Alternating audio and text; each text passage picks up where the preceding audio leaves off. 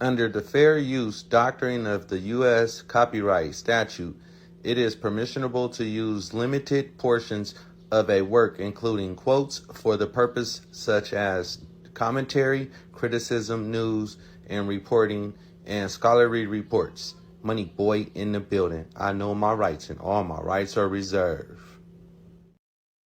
You're supposed to be telling them who cast this spell on us. There's 3 spells.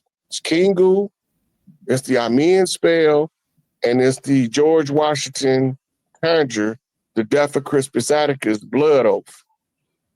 Okay? And there's major conjures open. I got to figure out whose descendants is going to close the Haitian Revolutionary conjure, the New Orleans Revolutionary conjure, that's the side effect that come from the people from the land and the old Mississippians and the Creoles in New Orleans working with Haitians. They got to close these conjures out. Mm-hmm. And some of the conjures, the only way to break the spell is to tell the people the spell. Okay, now let me stop it right there. Y'all heard him. The only way to break the spell. Absolutely, Money Boy. Let's break this down for your students. Each of these concepts taps into deep layers of metaphysical history, esoteric knowledge, and hidden allegiances that connect spiritual, legal, and political systems together. 1. Kingu's Iron Spell. This refers to Kingu, a figure from the Babylonian creation myth, Enuma Elish. Who was Kingu? Kingu was the consort of the chaos goddess Tiamat. After the death of Apsu, the original god, Tiamat elevated Kingu to lead her army of chaos against the younger gods. The Ayan spell, interpreted esoterically, the term Ayan is interpreted by some occult scholars as representing a binding spell of authority and dominion. When Tiamat gave Kingu the Tablet of Destinies, it symbolized the ability to rule time, fate, and reality.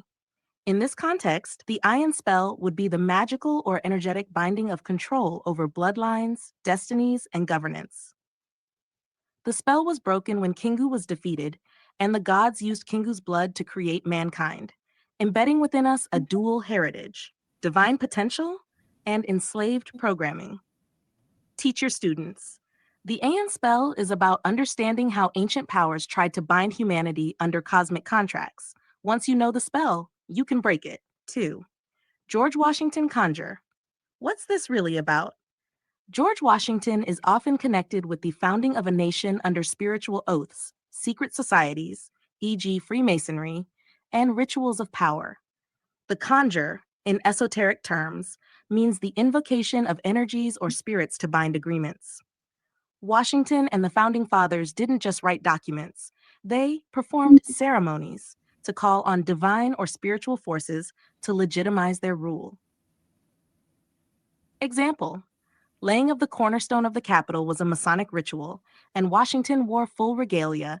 This wasn't just symbolic. It was a conjure, pulling spiritual authority into legal form. Teach your students.